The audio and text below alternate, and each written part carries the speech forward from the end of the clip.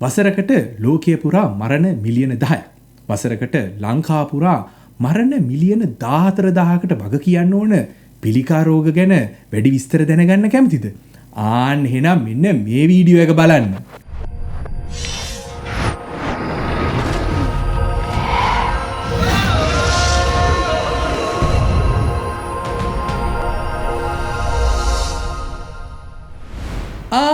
මේ ඔයාලා මොකද කරන්නේ? ටීවී බලනවද? ටීවී බලන්න එපා. විශ්වය බලන්න, දෙයක් ඉගෙන ගන්න, දැනුම වර්ධනය කරගන්න. අද කතා කරන්න බලාපොරොත්තු වෙන්නේ පොඩ්ඩක් සීරියස් ටොපික් එකක් ගැන. මට ගොඩක් පර්සනලි පුද්ගලිකව ලං වෙච්ච ටොපික් එකක් තමයි මේ පිළිකා රෝග කියලා කියන්නේ. මොකද මගේ ආච්චිලා සීයලා 4 දෙනාගෙන් 3 දෙනෙකුත් මගේ නැන්දා කෙනෙකුත් මට අහිමි වුණේ මේ පිළිකා රෝග නිසා තමයි. ඕගොල්ලන්ටත් ඕගොල්ලන්ගේ ජීවිතේ කවුරු හරි කෙනෙක් පිළිකා රෝග නිසා දුක් විඳිනවා ඇති. ඒවත් නැත්නම් නැති වෙලා ඇති.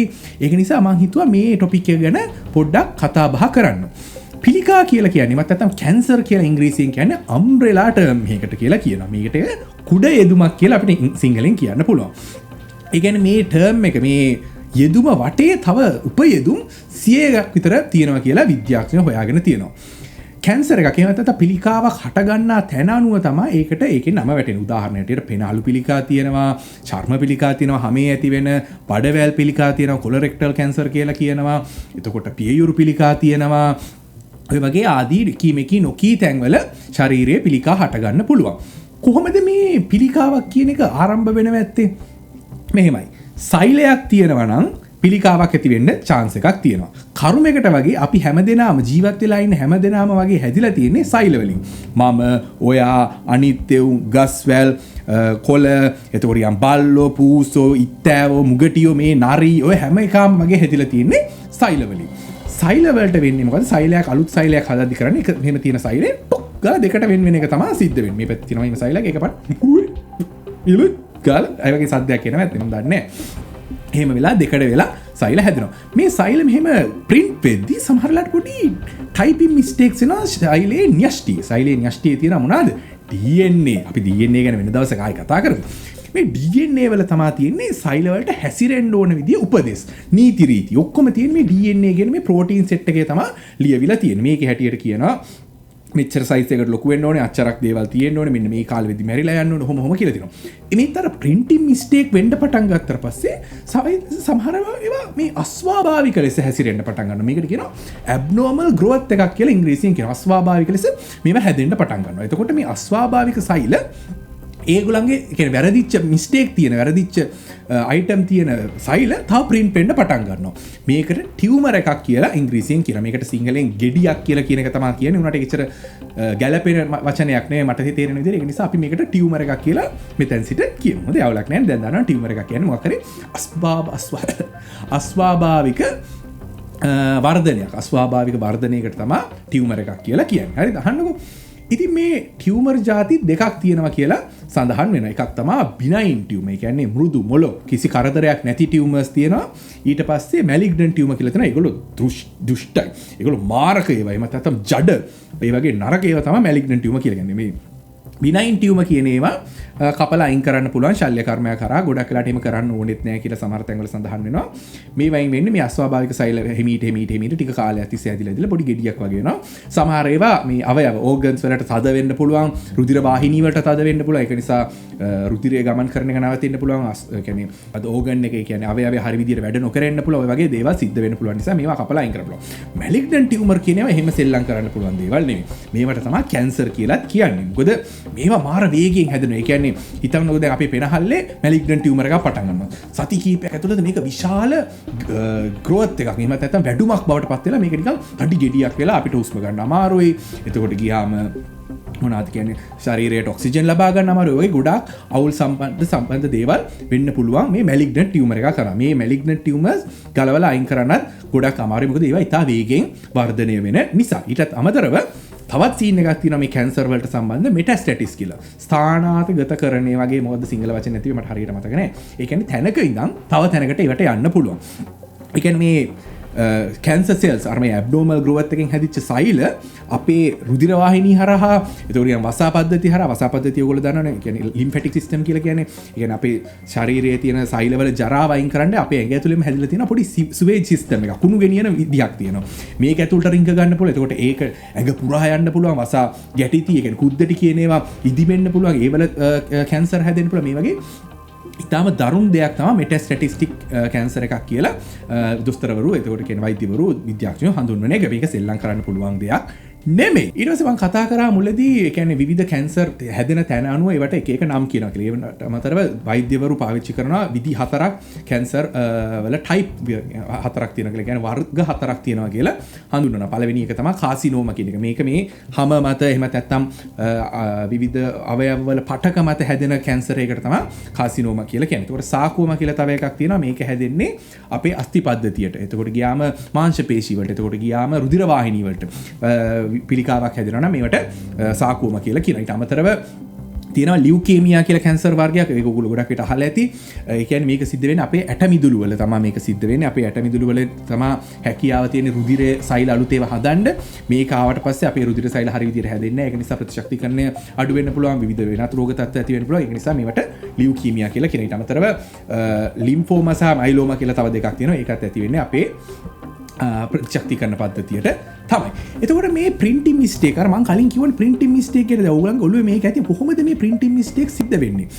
ඒකට හේතු කීපයක් තියෙනවා කියලා විද්‍යාඥයෝ සහ වෛද්‍යවරු කියලා තියෙනවා. එකක් තමයි මේ ජෙනටික් සම්බන්ධය. ඒ කියන්නේ අපේ ජානවල අපේ මුළු ජෙනෝම් එකම ගත්තොත් සමහර වෙලාවට ඒක ලියවිලා තියෙන දේ ඒකේ කෝඩ් වෙලා තියෙන විදිය වරදින්න පුළුවන්. ඒක නිසා සමහර කැන්සර් සමහර මිනිස්සුන්ට හැදෙන්න පුළුවන් chance එක වැඩි. දැන් මම උදාහරණයකට මම වීඩියෝ පටන් ගද්දි කිව්වා මගේ පවුලේ ගොඩක් අයට කැන්සර් තියෙනවා කියලා. ඒක නිසා මම ලොකු රිස්ක් ෆැක්ටර් එකක් මට ලොකු chance එකක් තියෙනවා. අවස්ථාවක් තියෙනවා. අර මගේ සියලට ආච්චිලට නැන්දලට තිබ්බ කැන්සර් එකක් හැදෙන්න මට ලොකු අවස්ථාවක් තියෙනවා. ඒ නිසා පවුලෙන් එහෙම නැත්නම් ප්‍රවේණිගතව කැන්සර් හැදෙන්න එහෙම නැත්නම් පිළිකා හැදෙන්න ලොකු chance එකක් තියෙනවා.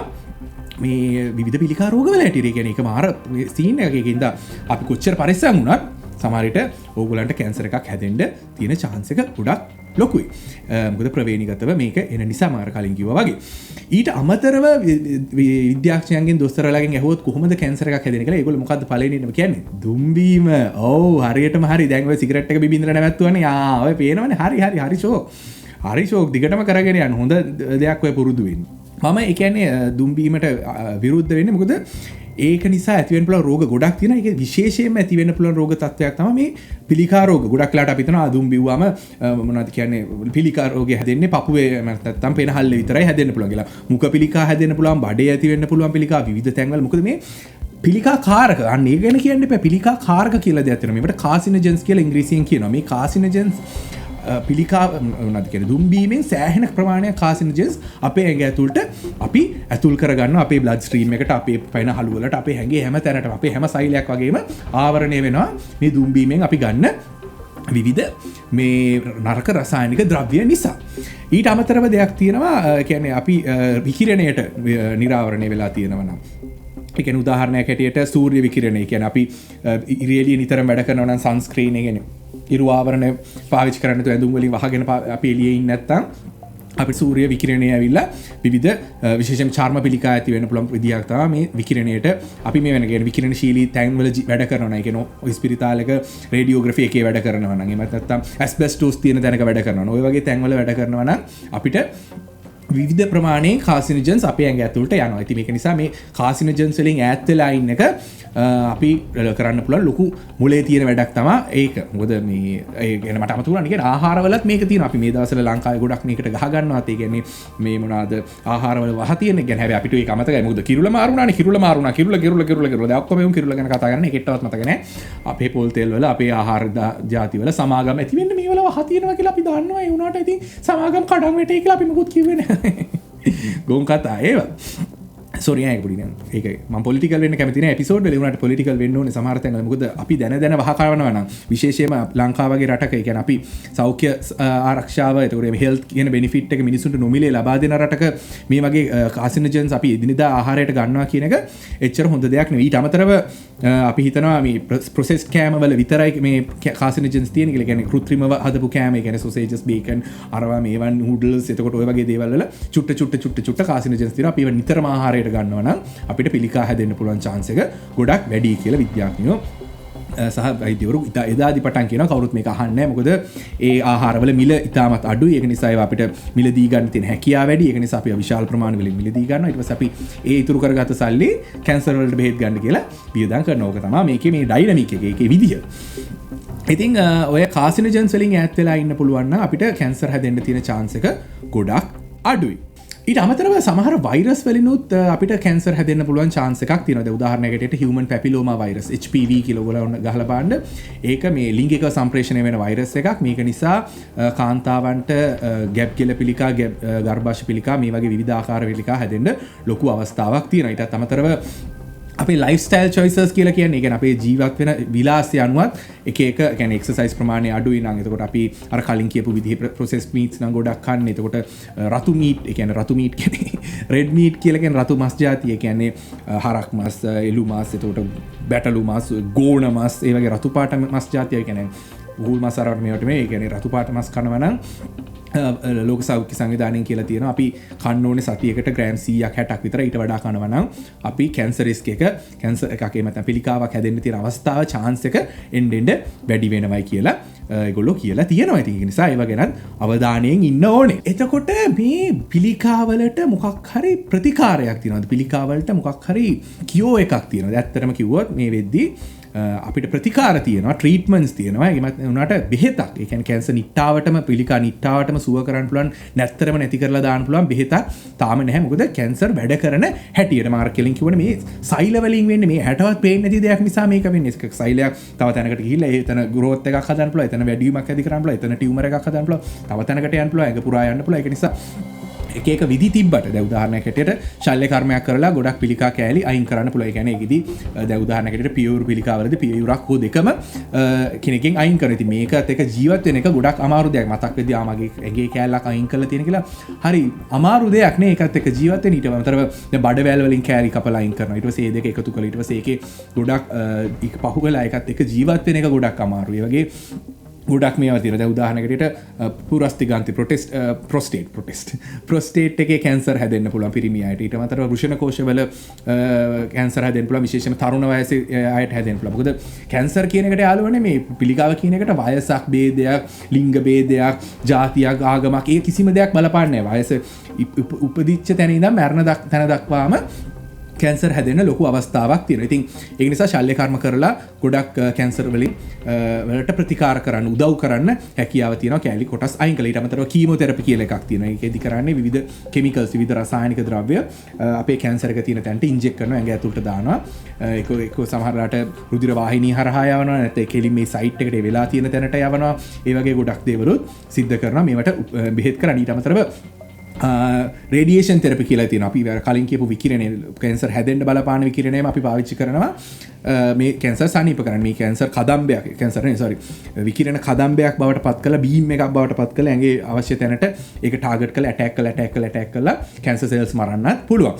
ඒ කොහොම කරත් ඊට අමතරව ඇටමිදුළු බද්ධ කිරීම වලින් කරනවා. ඒ කියන්නේ ඇටමිදුළු කරන්නේ මෙහෙම කියන්නේ සර්ජරි එකක් කරලා ඕපන් කරලා මේක අරලා බලලා මේ මොනවාද අස්තියක් මෙහෙම කපලා අයින් කරලා ඒකේ තියෙන මැද කෑලි අයින් කරලා නිරෝගී කෙනෙක්ගේ ඇටමිදුළු මෙහෙම කරලා ඇතුළට දාලා වහලා බලනවා මේ කැන්සර් එකේ ලෙවල් එක දැන් ලියුකීමියා රෝග වලට ගොඩක් වෙලාට මේක කරනවා.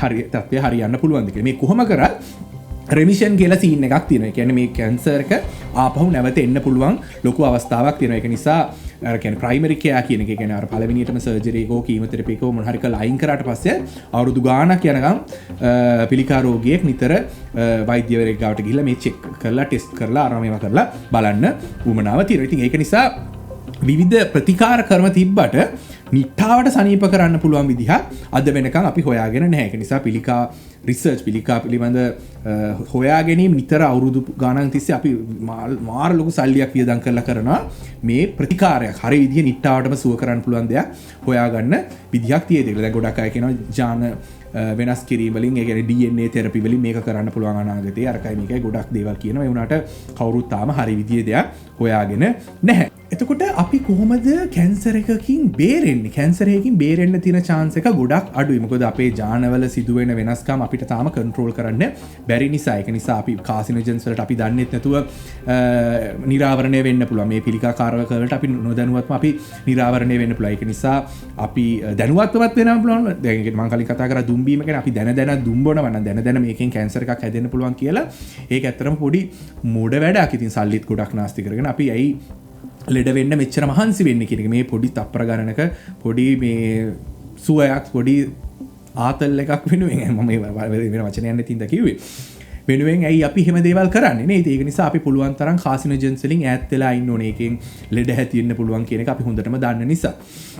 ඊට අමතරව ඔයගොල්ලෝ දන්නව නම් දැන් මම වගේ රිස්ක් ෆැක්ටර් එකක් නම් ඒගොල්ලන්ට පවුලෙන් ඒ කියන්නේ ප්‍රවේණිගත වෙන්න පුළුවන් අවස්ථාව තියෙනවා නම් අවුරුදු 3කට නැත්නම් 5කට සැරයක් ඉස්පිරිතාලයකට ගිහිල්ලා ෆුල් බොඩි චෙක්අප් එකක් සම්පූර්ණ ශරීර පරීක්ෂණයක් කරලා බලන්න පුළුවන්. වාහන සර්විස් කරනවා වගේ පොඩි ඉන්ටර්වල් එකක් තියාගෙන පොඩි අවුරුදු ගානක ගැප් එකක් තියාගෙන ඕගොල්ලන්ට පුළුවන් සැරෙන් සැරේ ගිහිල්ලා මේ ටෙස්ට් කරලා බලන්න මෙහෙම මට කැන්සර් එකක් තියෙනවද කියලා. මොකද කැන්සර් වල එක යෙදුමක් තියෙනවා. ඒකට කියන්නේ early detection saves lives කියලා. කලින් සොයාගත්තොත් ජීවිත බේරා ගන්න පුළුවන් කියන එක. ඒක ඇත්ත කතාවක්. ඒ කියන්නේ දැන් උදාහරණයකට මම මගේ ජීවිත කතාවම ගත්තොත් ඒ කියන්නේ අපේ ආච්චිට තිබ්බ කැන්සර් එකක්. ඒක ඕවරියන් කැන්සර් එකක්. ඒ කියන්නේ ඩිම්බ කෝෂවල කැන්සර් එකක් තිබ්බේ. අවුරුදු 7ක් තිස්සේ එයාගේ ඇඟේ මේක තිබිලා තියෙනවා. ඒක අන්තිම කාලේ වෙනකන් එයා දැනන් ඉඳලා නැහැ.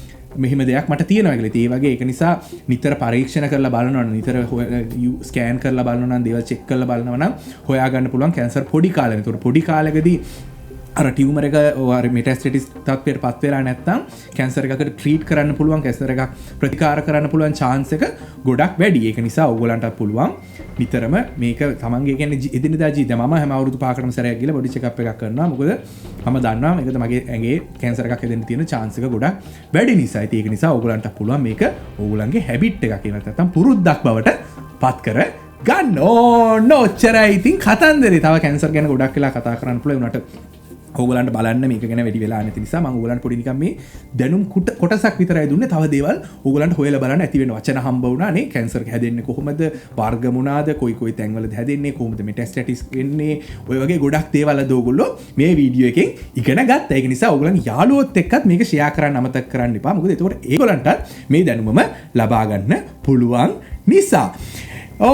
නොච්චරයි. ඒ වගේ විශ්වයේ බලන පළවෙනි වීඩියෝ එකද? එහෙනම් මතක් කරලා ලයික් කරන්න page එක, subscribe කරන්න channel එකට, tin tin tin tin tin ගාලා bell එක ගහන්න. පොඩි සින්දුවක් වගේ එක. එතකොට ඕගොල්ලන්ට හැම සිකුරාදාම අලුත් වීඩියෝ එකක් එනවා. ඕගොල්ලන්ගේ දැනුම වර්ධනය කරන්න ඒකට set වෙන්න පුළුවන්. නොච්චරයි. එහෙනම් මම ගිහිල්ලා එන්න. අලුත් දේ ගැන දැනගන්න, පරණ දේවල් ගැන ඉගෙන ගන්න, විශ්වයත් එක්ක එකතු වෙන්න. මම විශ්ව ලක්ෂපති ආරච්චි.